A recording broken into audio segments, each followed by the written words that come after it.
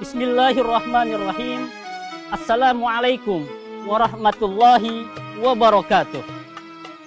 Alhamdulillah, hamdan katsiran kama amar. Allahumma sholli wa sallim ala Sayyidina Muhammad wa ala alihi wa sahbihi ajma'in.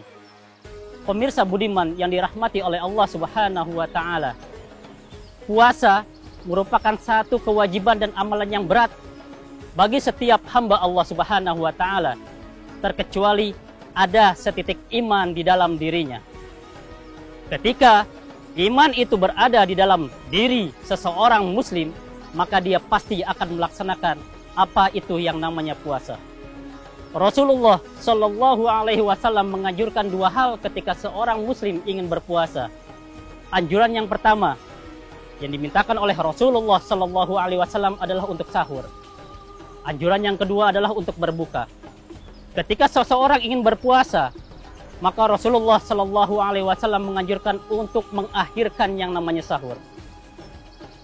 Sebagaimana sabda Rasulullah Shallallahu Alaihi Wasallam, qala Nabi Shallallahu Alaihi Wasallam, tasahuru, fa inna fis suhuri barakah.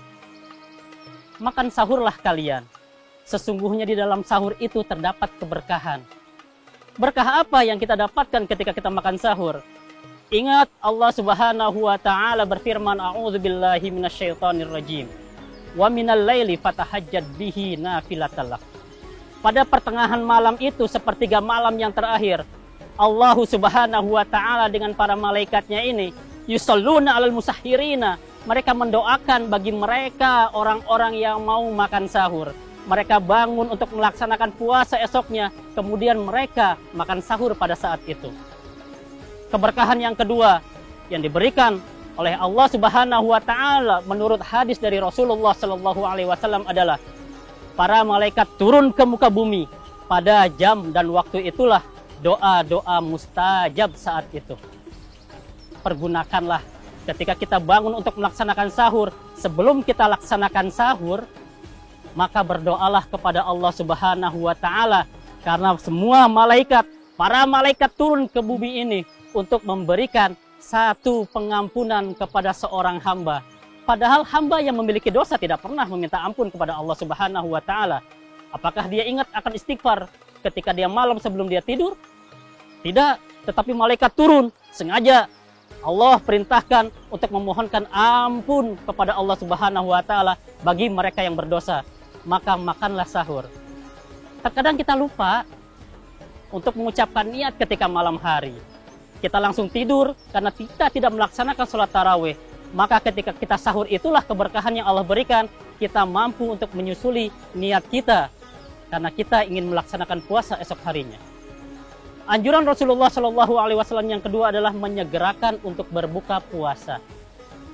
Sebagaimana hadis Rasulullah Shallallahu Alaihi Wasallam, la yazalun nasu bi khair ma'ajjilut al-fitrah. Seseorang ini masih berada dalam satu kebaikan ketika dia menyegerakan yang namanya untuk berbuka puasa. Jadi jangan pernah kita untuk memperlambat yang namanya puasa.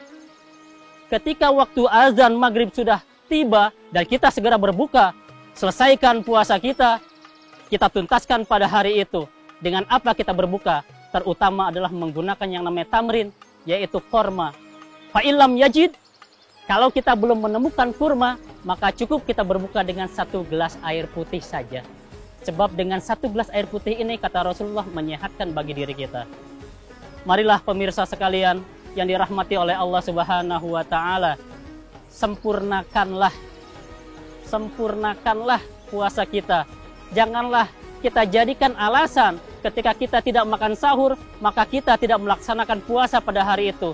Sebab yang namanya sahur ini bukanlah satu kewajiban dan syarat seseorang untuk melaksanakan puasa. Tetapi Rasulullah Shallallahu Alaihi Wasallam bersabda kembali bahwasanya yang membedakan antara puasanya seorang muslim sebagai pengikutku, kata Rasulullah, dengan puasanya orang-orang ahlul kitab adalah sahur. Maka ketika kita melaksanakan sahur untuk melaksanakan puasa, ini menandakan kecintaan kita terhadap Rasulullah Shallallahu Alaihi Wasallam dan kita mendapatkan keberkahan karena kita mengikuti sunnah Rasulullah Shallallahu Alaihi Wasallam. Sebab dengan sahur dan berbuka inilah maka manusia Ketika dia melaksanakan puasa, tidak ada alasan baginya untuk merasakan capek ataupun lelah. Kenapa? Allah berikan sahur pada akhir-akhir waktu. Tujuannya apa? Supaya manusia yang tidak pernah melaksanakan sholat subuh tepat pada waktunya, dia mampu untuk melaksanakan sholat subuh tepat pada waktunya. Bahkan jikalau bisa, dia berangkat ke masjid ditunaikan bersama-sama dengan orang yang lain, dia ikut berjamaah sholat subuh. Sebab sebaik-baiknya sholat berjamaah adalah sholat berjamaah subuh. Mudah-mudahan di bulan suci Ramadan ini, di bulan yang dimuliakan oleh Allah Subhanahu wa Ta'ala ini, kita mampu menjadikan diri kita jauh lebih baik lagi, jauh lebih bertakwa kepada Allah Subhanahu wa Ta'ala. Sebab hanya dengan takwa inilah kita akan menjadi seseorang yang paling dibanggakan oleh Allah Subhanahu wa Ta'ala. Sebab yang namanya orang takwa ini adalah orang yang paling mulia di sisi Allah Subhanahu wa Ta'ala, bukan di sisi makhluk yang lainnya. Mudah-mudahan puasa kita diterima oleh Allah Subhanahu wa Ta'ala. Wallahul muwafiq ila aqwamit thoriq. Assalamualaikum warahmatullahi wabarakatuh.